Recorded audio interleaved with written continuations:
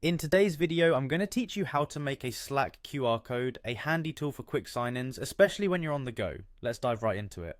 First, you'll want to open your preferred web browser and head over to the Slack website. This is your starting point for accessing the features we need.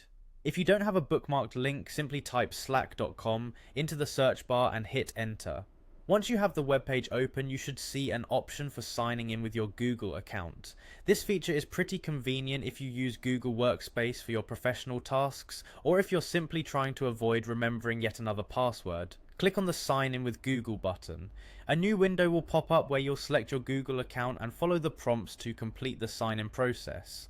After signing in, you'll find yourself on the Slack dashboard. This is essentially your control room where you manage all your Slack interactions and communications. Next, we're going to navigate to your profile area, which is typically located in the upper right corner of the dashboard.